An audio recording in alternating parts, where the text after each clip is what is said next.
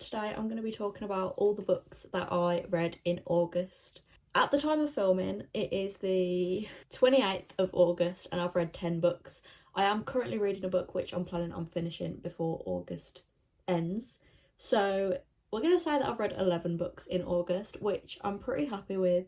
I don't know what's going on with my ratings, but I somehow have 8 5-star reads to talk about. And I don't know whether I'm just giving books 5 stars because I'm loving reading currently, or if those books actually are 5 stars. I have no idea. So I'm just going to get right into it. The first book I read in August, which I finished on the 3rd of August, is One True Loves by Taylor Jenkins Reid. This is a Taylor Jenkins Reid book that is not part of the Evelyn Hugo, Daisy Jones sort of saga. It is a romance about a girl called Emma who basically fell in love with this guy called Jesse when they were both in high school, and they basically both went on to be like, they travelled a lot for work. So Emma was a travel journalist, and Jesse also travelled the world for work, and they just both travelled all the time. And then one day on their 1-year wedding anniversary, Jesse goes on this trip for work and his helicopter goes missing over the ocean and he's presumed dead.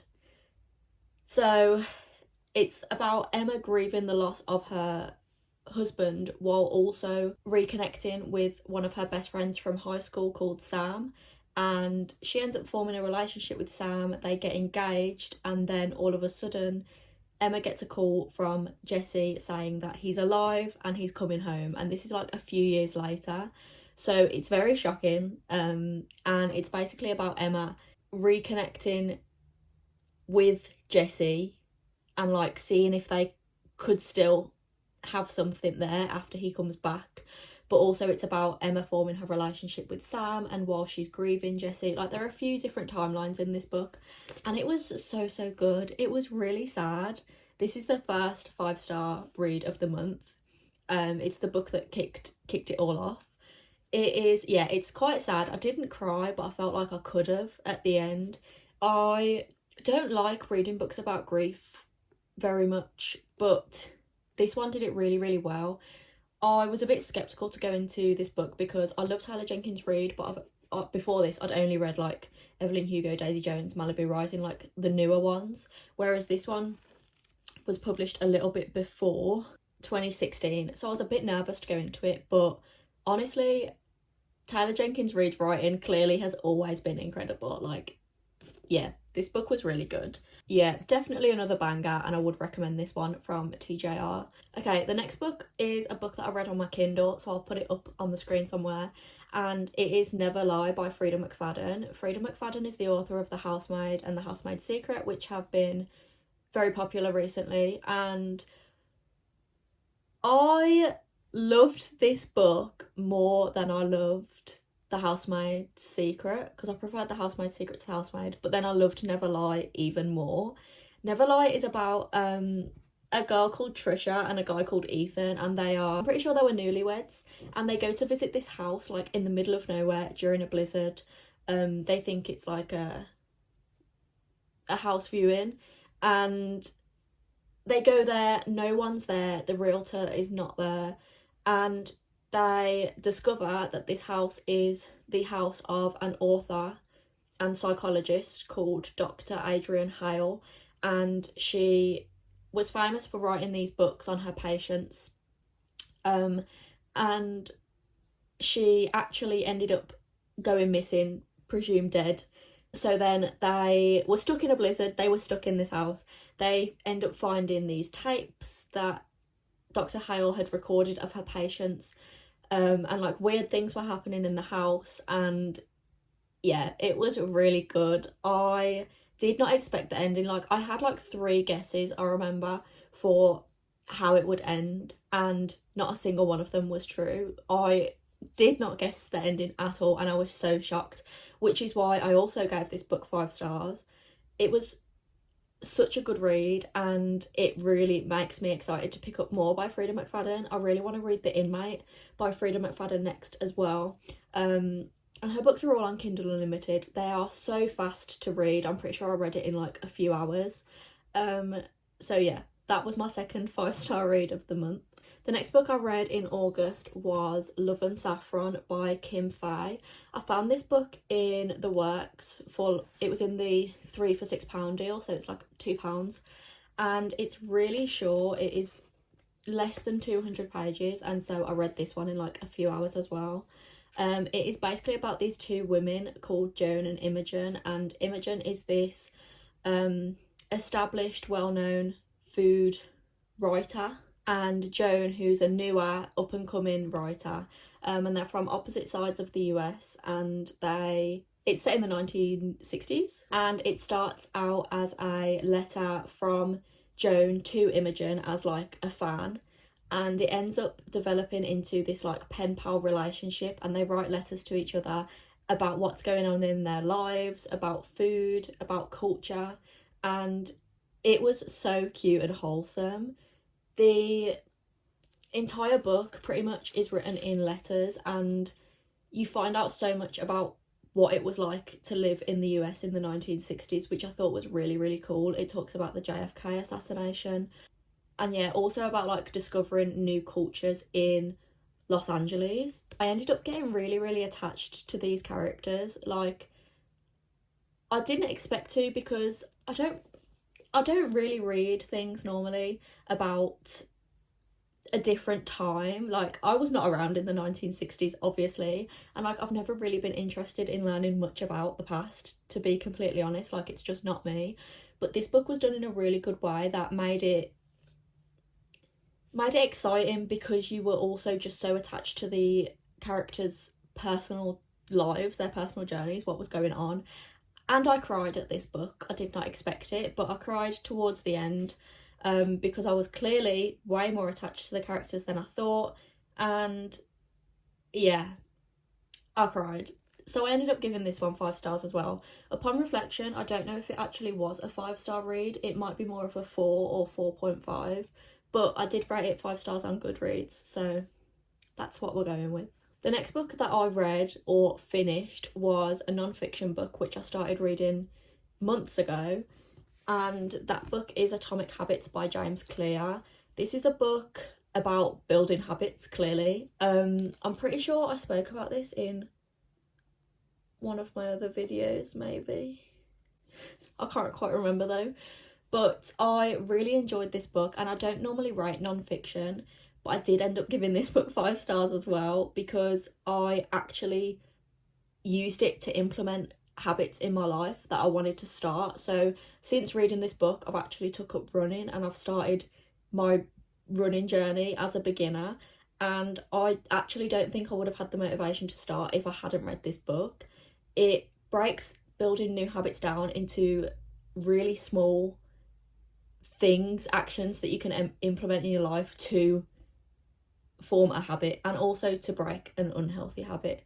And I actually think it was very, very useful. Like I said, I don't normally write non-fiction books, but I couldn't not write this one because it actually helped me so much. The next book that I read was These Violent Delights by Chloe Gong, and this is the book that sort of let down my 5-star streak, because this book was really enjoyable. Again, I spoke about this in another video. Again, I can't remember which one. It might be my 24-hour readathon video. But I spoke about this there, and this book was really enjoyable. It's a Romeo and Juliet retelling. It's fantasy. It's set in the 1920s in Shanghai. It was good. I think I gave it 3 stars. But there was just too much politics in it for me. It is like an enemies to lovers sort of forbidden romance between Roma and Juliet. And there was also this rebellion and a lot about communism, and it was just a bit too political for me. I am not a politics girly. I don't really understand much when politics come into things, and it just sort of took me out of the story a bit. Like, I would have preferred if it just focused on I don't know, just a different reason for the monster being in this book. And I wish it focused more on the actual romance between Roma and Juliet, since it is a Romeo and Juliet retelling. But it was an enjoyable read. It took me a bit longer to get through just because of the politics, which is why I gave it 3 stars. But it was enjoyable, and I do want to pick up more Chloe Gong books. I do own Foul Lady Fortune, which I do still think I'll read. But yeah, this just wasn't a 5-star for me. And that's fine. Maybe if I picked up Our Violent Ends, like, it'd be a bit easier for me to read, since I already have, like, they've established the politics in this book. But I don't know. The next book, which picked back up my 5-star reads, was Twisted Games by Anna Huang. Again, I've spoke about this book. No, this must have been in my reading 200 pages a day challenge. Or this one was, at least. Twisted Games is the second book in the Twisted series by Anna Huang, and this book was incredible. It is a princess bodyguard romance, forced proximity, forbidden romance. For a 450-page romance, it was, like, so fast. It didn't take until the very last page of the book for them to get together, but it took a while, and, like, yeah.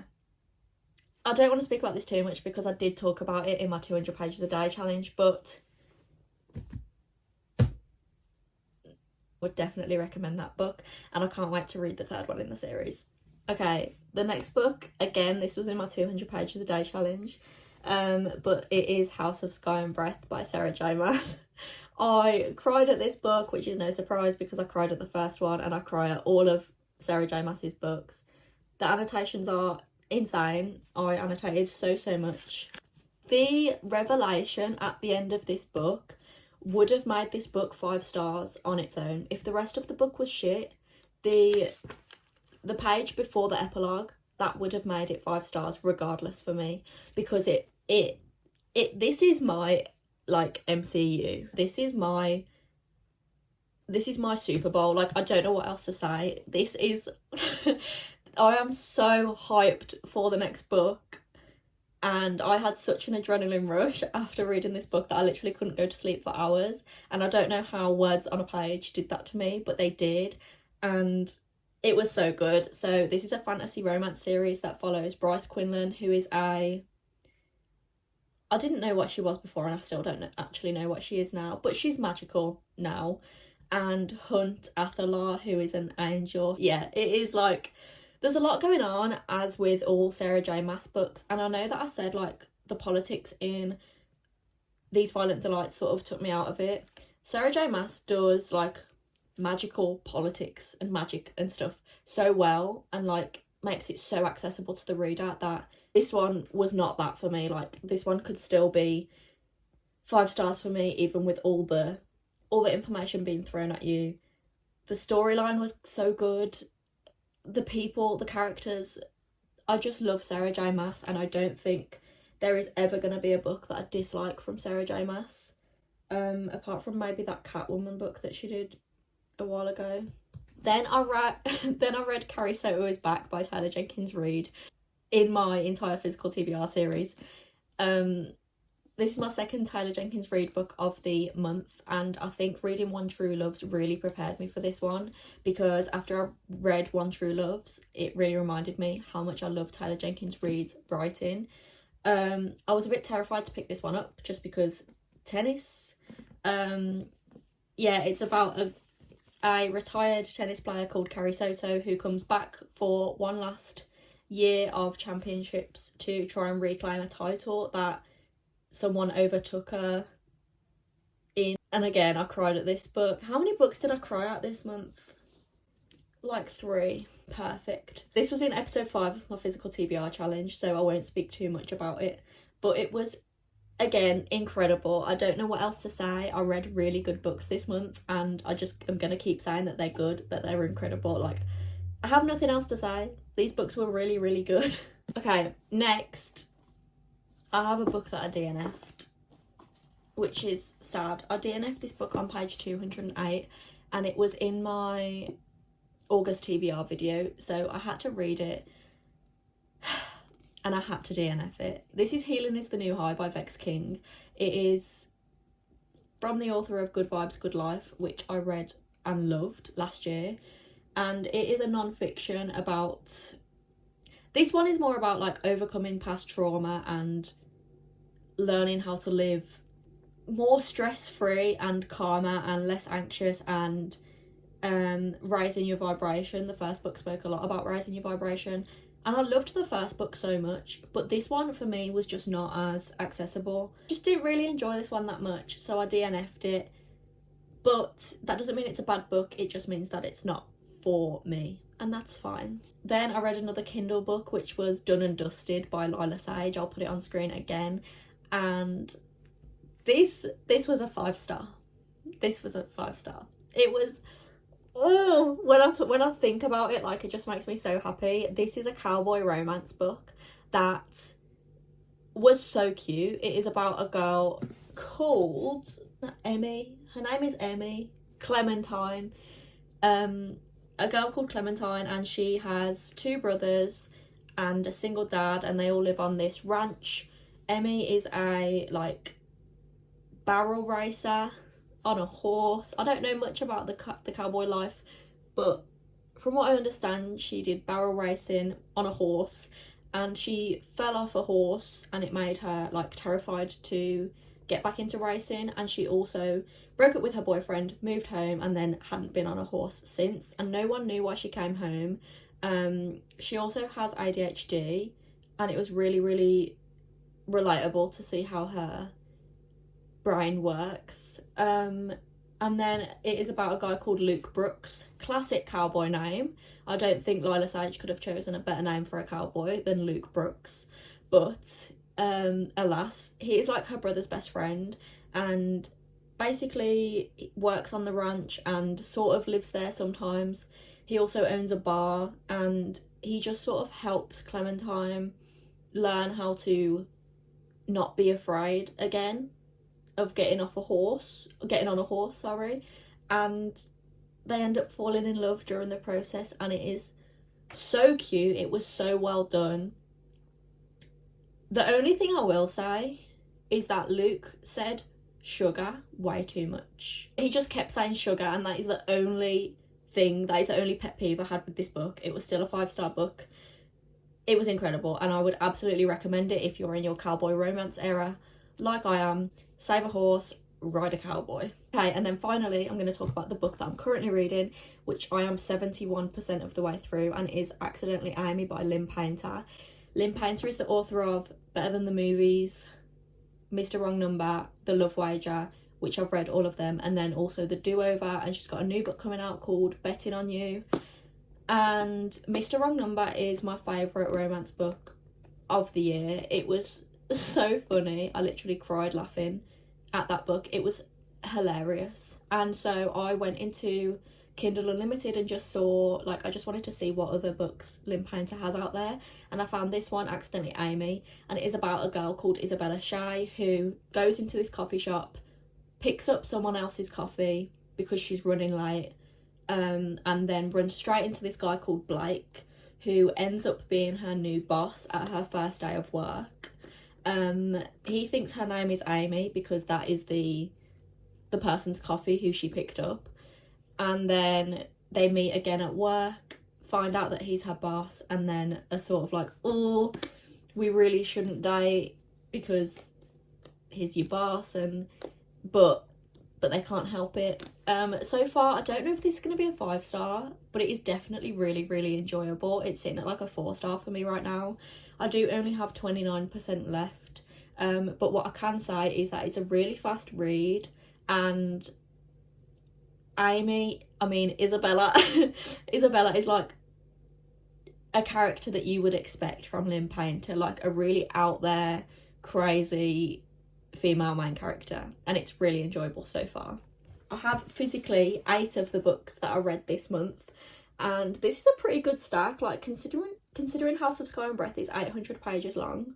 Like, this is a lot of pages. I don't want to do the maths and add it all up, but I'm pretty proud of myself this month.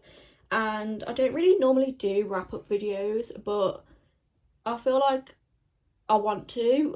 I don't know why, don't ask me why, but I want to do them. Let me know if you've read any of these books in the comments, and thank you so much for watching. Bye!